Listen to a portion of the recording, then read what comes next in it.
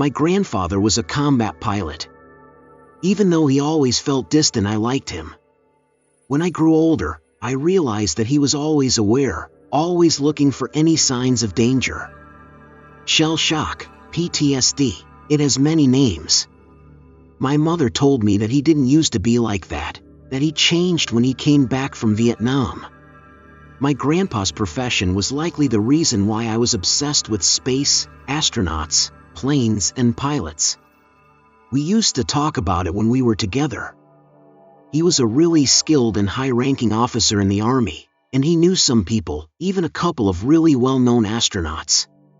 When I once asked him if he met anyone who went to the moon, he simply replied, "Don't ever talk to me about the moon, boy. It's a dark and evil place." He died back in 2004 from natural causes. About 2 months ago, we decided to renovate my grandparents' old house. While clearing out the attic, I found an old metallic box. In the box, there was a number of things which, as I assumed, belonged to my grandfather. There was a military medal, a stack of papers, and an old picture of my grandfather and 2 other men I didn't recognize. My grandpa looked around 40, so I assumed that the picture was taken in the 70s. All of them were wearing space suits, and the scene was a typical backdrop used by NASA, but the logo was missing. Only a blank monochrome background. The mission patch was titled Dawnbreaker. I didn't understand anything. My grandfather was an astronaut? Why did he never tell anyone about this? Dawnbreaker? I never heard about such mission. It must have been covered up really well. But why? I found the answers in the papers on the bottom of the box. I'll rewrite the literal contents below, but I warn you that many people might find it very disturbing. My dear family, if you ever find this, I must confess something. In 1972, I wasn't in Vietnam. I wasn't supposed to tell anyone, but if you have found this, it probably doesn't matter anymore. Back in 1965, me and a handful of other pilots were selected for a non-public team of astronauts who would participate in covert missions in space for our government. We wouldn't get the glory and fame of regular astronauts, but our country needed us, and so we were there. In early 1972, we were told that for an unspecified period of time, our country had a secret satellite orbiting the moon. They never told us what it did, or why it was there, just that a few weeks prior, it had crashed to the surface on the dark side of the moon for unknown reasons, and that the data it carried was crucial. The government needed to recover it, and thus was sending me and 2 other astronauts to reclaim the satellite's memory module. The equipment of the planned Apollo 18 mission was essentially transferred to us. From what we'd been told, the Apollo team was furious. They had a reason to be after all. It seemed that whoever we've been under was much more powerful than NASA. The whole mission was top secret, obviously. I was officially deployed to Vietnam, while in reality we underwent extensive training for the mission. After a couple of months, we found ourselves standing on the launch pad in front of this behemoth of a rocket that would take us to the moon. I was the mission commander, while Lieutenant Carver was the Lunar Excursion Module, LEM, pilot, and Lieutenant Ackerman was the Command/Service Module, CSM, pilot. The flight to the moon took roughly 3 days. After arriving, we made a couple of orbits around it. Each time we flew behind the horizon created by the moon itself, I felt a bit of helplessness when our communication to the whole world went dark, as the signal got obscured by the spherical mass of rock and dust below us. The dark side of the moon was nothing like the light side, which we see on almost a daily basis. Instead of smooth gray fields and tranquil lunar seas, it was completely covered in dark, deep craters and holes, like as if it was being slowly eaten away by the universe itself. It was finally decided to begin the descent to the surface. Me and Carver exchanged wishes of good luck with Ackerman, and in the lunar module named Sharon we separated from the CSM named Trinity. After we announced Sharon has touched down, our response wasn't cheers and applause, but just mere "This is Trinity, Congratulations, Sharon. I'll relay the news on the other side. Be safe out there, pals. Just like that, we became cut off from the rest of the world. Ackerman was our only link. While he was above the light side, he could communicate with ground command, and while above the dark side, he could communicate with us. Never both at once. Even though the CSM's orbital period was roughly 2 hours, we would be in touch for only about 35 minutes each orbit. We landed on a flat plane inside a huge crater. Contrary to what some people believe, the sun shines at the dark side of the moon the same way as the light side. The amount of light depends on the lunar phase. It was still shining daylight in the place where we landed, but we knew that it would go dark in a few days. I felt excited and curious about what awaits us in this alien world. We waited for about an hour and a half to get the command's reply from Ackerman and spent the time by preparing our suits. Command sends their congratulations. You're to proceed with the recovery. Everything was dead silent as I stepped on the surface of the moon. I tried to think of something excessively inspiring to say, but that those times were already over. With Carver, we assembled the rover, and after planting our flag next to our spacecraft, we drove off. As we drove across the surface, I saw what I thought was a flash, like a glare reflected by something metallic in the far distance.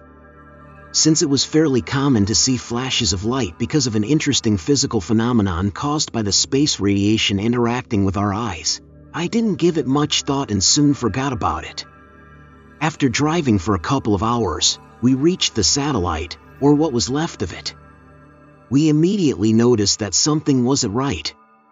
There were dozens of footprints around the probe, leading to a set of 2 tracks, dragging out into the distance.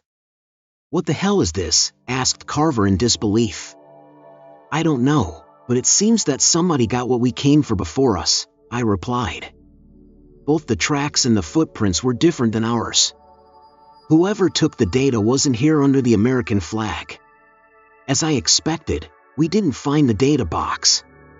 We found the part where it was supposed to be, but it was missing. Luckily for us, we were just in contact with Ackerman, so we reached out to him to describe our findings. "This doesn't make any sense. Who would take it? Russians? They don't even have a lunar program. Even if somebody took it, how could we not be aware of that? How can the Russians land on the moon without us noticing?"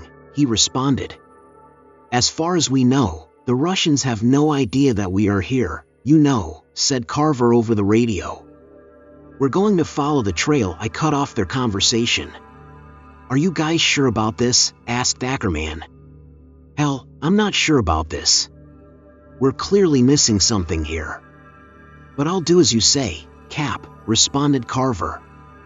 "Yes. If whatever was on that probe was so important for 2 countries to send people here to retrieve it, we have to find out what happened to it," I replied. "Copy that, Sharon. I'll relay your whereabouts to command as soon as I can. Be careful out there." Our oxygen was about at half capacity now, but we moved on with hopes of solving this mystery.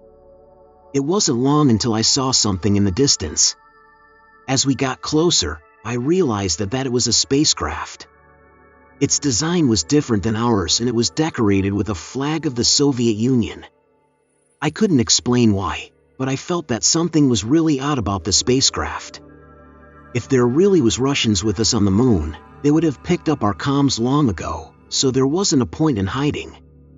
To the unidentified Soviet lander, "This is the crew of Dawnbreaker. Please respond. We know you're here. We have you in sight." Nothing. We attempted to contact them several times again in both Russian and English, but always received only silence in response. We got closer and I realized why I found the spacecraft odd before. It looked like it had been there for a while. We didn't see much of the interior through the small windows, which had been covered with something from the inside. "Our air is running low and I don't like this, Miller. We should really head back now," said Carver with clear uneasiness in his voice. "I know, but we have to find out what's going on here." It took some time until we figured out a way to open the airlock. No one was home. The inside was a mess. The interior was splattered with brownish-red fluid, presumably contents of one of the many open food packages lying on the floor. Or was it? No. I quickly pushed that thought out of my head. It was a two-seater craft.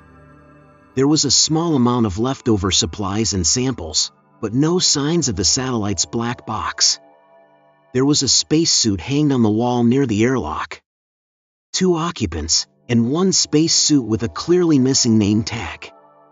We both quickly realized that the other one must still be out there somewhere, along with its occupant.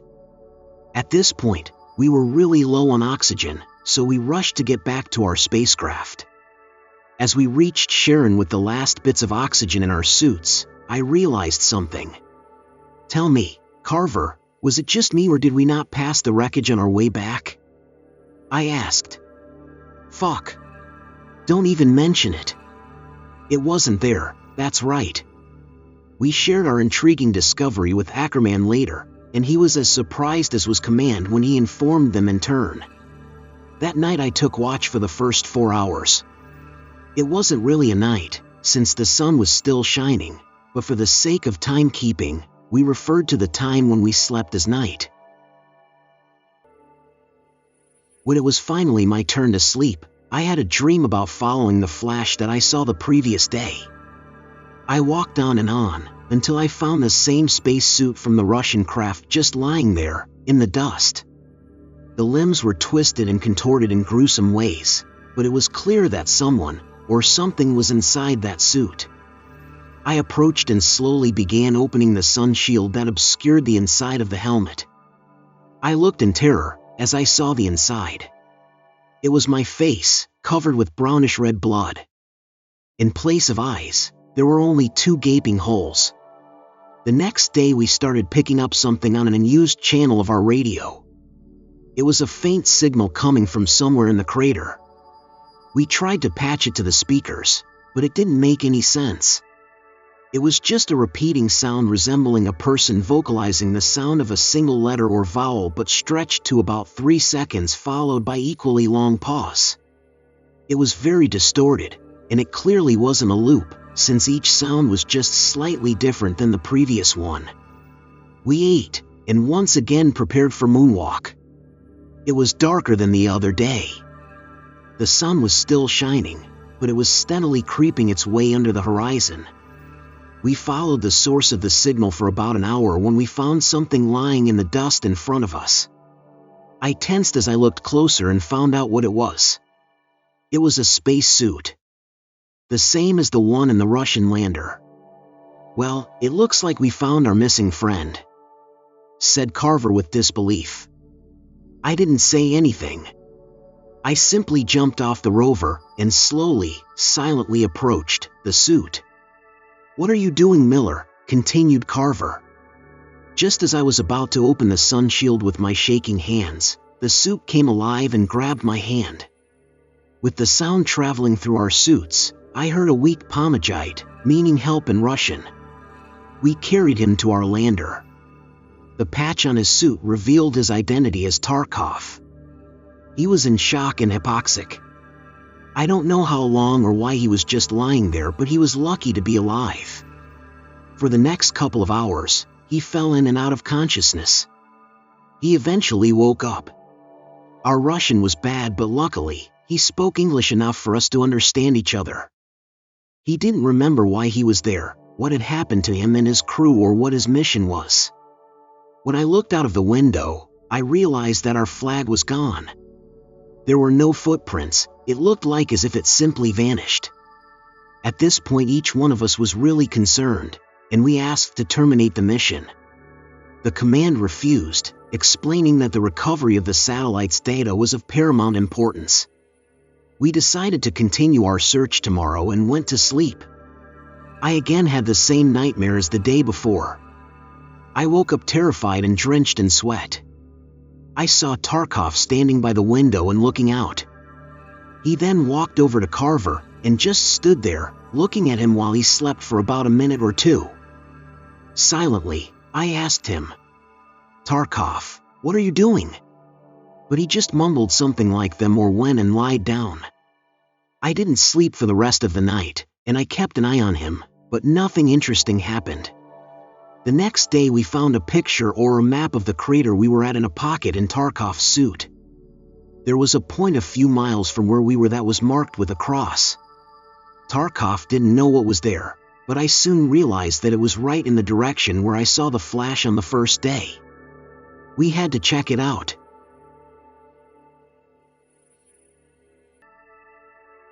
Me and Carver later took off and headed towards this mysterious target while Tarkov stayed in the Sharon.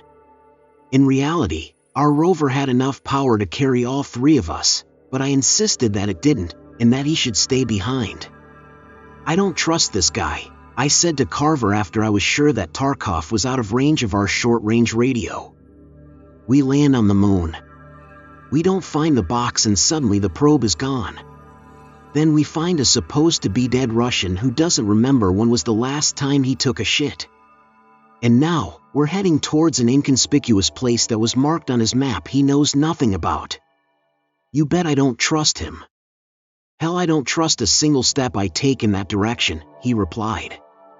"What are we going to do with him?" he asked later. "I don't know yet. But we can't take him with us. Neither the LEM or CSM is built for an extra passenger." "You know that," I responded. "And I'm afraid he knows that too," replied Carver. The sun was setting. After driving for a while, we reached something that puzzles me to this day. Right there, in front of us, was something I can only describe as a three-sided pyramid. It was about 10 feet tall and its surface was completely smooth and black as night. "What in the world is this?" asked Carver with a shiver in his voice. We walked around it and took pictures. "What the fuck?" I suddenly heard through my radio. I turned around and saw Carver frozen in place, staring at something. There, in the remaining faint light, was a space suit about 20 feet away from us. I recognized the missing name patch and realized that it was the suit from the Russian spacecraft. It was standing upright, on its feet. The sun shield was open to reveal a sight that terrifies me to this day. It was empty. The suit was empty. But it was standing upright. I came back to my senses after I heard a crackling noise coming from my radio. "You don't belong here," it spoke in a low, deep, distorted voice. Then out of nowhere, I was blinded by an intense flash of light. When I recovered, the thing was gone. "Carver?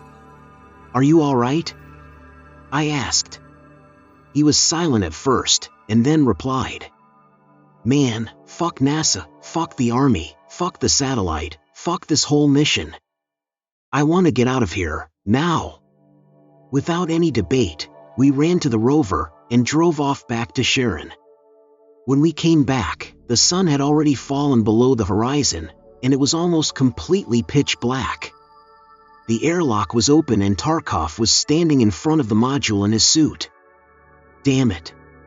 In the rush, we completely forgot about him. I approached him and started. "Listen, Tarkov, there is something new." I stopped when I noticed that he was holding something behind his back, but it was too late. He swung and struck me with a sharpened rod. I hit my head on the inside of my helmet and dazed fell to the ground. When the ringing in my ears stopped, I saw him and Carver fighting in the dust. I stood up and thrown myself into Tarkov, propelling us both a dozen feet away. Before I was able to stand up again, he was already on top of me. We struggled, and just as he got grip on the lever that was used to release my helmet, I struck his head with a sharp rock. His visor cracked, and while his air was slowly escaping his suit, I picked myself up and grabbed the rod. It was already stained with blood. He lunged at me, but I stabbed him in the chest. He then fell on top of me, and when our helmets touched, he spoke as the last of his air was pulled out from his lungs. "He is not your friend. Follow the voice." I picked myself up and walked over to Carver. I saw that his suit was punctured on the thigh, and brownish-red blood was being sucked out into the airless vacuum all around us. When I brought him inside the Sharon, I realized that our first aid kit was gone. He was bleeding a lot, and I managed to slow it down, but I had to treat him properly. I was afraid that if we took off, he would bleed out in zero gravity even faster. There was a med kit in the Russian thing, wasn't it? He said. Yeah, I replied. Miller, you have to go and get it. Fuck. It's not that far from here, is it? Said Carver. No, it's not. Are you sure you can hold on until I get back? I asked. Yeah, just go. So I went. Don't die on me, Carver. That's an order, I said before leaving. As I said, it didn't take long until I reached the Russian lander, but it felt like ages. Throughout the whole journey, I waited for something to jump out of the darkness around me. I wasn't surprised when I saw that the suit that was previously hanged on the wall was now missing, but still, I felt a shiver run down my spine. I took their med kit and headed back as soon as I could. But I couldn't stop thinking about Tarkov's last words. He is not your friend. Follow the voice I kept repeating inside my head. I then switched the channel on my radio to the one we heard the incomprehensible noise on. It was still on. I realized that it was stronger in one particular direction. Follow the voice, I said to myself. Was this the voice Tarkov meant? Who is not my friend? Tarkov? Carver? The mission commander back at Earth? I had to find out. I drove off in the direction of the signal. After driving for at least 15 minutes, I reached a small crater about 30 feet in diameter. With my headlight on, I immediately saw that something was inside, but I couldn't recognize it yet. I stepped over the edge and walked into the crater and switched my light to full intensity. I stood there, paralyzed with raw terror for what felt like hours. There was a rectangular block of the same material as the pyramid in the center of the crater. A body was lying on top of it. Its limbs were contorted in the most twisted and gruesome way possible. His eyes were missing, and in their place were only 2 gaping holes. It was Carver. There was a small box stuffed inside his mouth. It was the black box from the satellite. I took the box and ran out of there as fast as I could. Carver was dead. If Carver was dead, who was the Carver I left in the Sharon? He is not your friend was the only thing I had on my mind the rest of the way back. When I returned, Tarkov's body was gone, but Carver was still there, lying, bleeding. But it wasn't Carver. What was that thing? Thank God you're back, Miller, said Carver. Not Carver. Carver was dead. Mutilated. Dead. Miller, are you all right? Continued not Carver. Yeah, I've got the kit, I replied. He couldn't know that, I know. It couldn't know. I treated its wound, and the bleeding finally stopped. I strapped him in, strapped it in, and then strapped myself in. I didn't tell him that I had found the black box. I didn't tell it that I found him. With the engine roaring below us, the Sharon split in half, and the crew compartment pushed us up into the void while the legs stayed planted on the lunar dust eternally. Now I already wrote on several occasions that I had felt minutes pass as if they were hours. The ascent and rendezvous took only a bit more than a dozen of minutes. But those minutes felt like decades. I wanted to scream so loud that my lungs would break, and I wanted to vomit. But I couldn't because it would find out. I wanted to black out, but I couldn't. I had to save Ackerman. After several lifetimes, we finally docked with Ackerman in the Trinity. Throughout the whole ordeal, we kept him updated, but meeting him was different. He was scared. But I was scared even more. He didn't know that Carver was not Carver. I did know. I did unstrap first and pushed Ackerman out of the docking tunnel, I did kick Carver, not Carver, right in the face when he followed. I did close the docking tunnel behind me. What the hell are you doing, Miller? What is wrong with you? Shouted Ackerman and slammed me to the wall of the command module. Don't open it, Mike. It's not Carver. That thing in the LEM is not Carver, do you understand? I shouted back in pain. Even though he was a battle-hardened soldier, Ackerman finally broke into tears. I floated past him over to the controls, and before I undocked the Sharon, I glanced at the docking tunnel window one last time. There it was. A thing with Carver's face and body, but not Carver. Staring at us. But his eyes were completely smooth and black as night itself. He opened his mouth in a way that was simply not possible for a human, and let out a loud, disturbing screech that I wish I could forget so much. In a heartbeat, it turned to dead silence, as the Sharon detached from the CSM, and drifted into the void. Me and Ackerman didn't say a single word throughout the 3-day journey back to Earth. We were placed in quarantine for months after we came back home. Nobody ever explained to us what happened on that mission. I never learned what was on the black box. Honestly, I didn't want to know, after all I experienced. But whatever was there was apparently enough to cancel all other missions to the moon and beyond. They eventually released us and made it very clear that we're never supposed to talk about it. I never saw Ackerman from that day on. The only time I talked about him was when a pair of men in suits came to my home one day a couple of years after the mission. Captain Miller, have you been in touch with Lieutenant Ackerman lately? One of them asked after we exchanged our greetings. No, I never spoke or heard from him since the mission. Did something happen? I replied. I'm sorry to tell you, but Lieutenant Ackerman was found dead in a nearby forest yesterday. I had to sit down. I didn't know him that well, but we spent a considerable amount of time together in training, and we lived through hell itself together, so it was more than enough for me to consider him a friend. Poor Mike. How did he die? I asked. We don't know yet. But he had multiple fractures on all of his limbs, and his eyes were gouged out.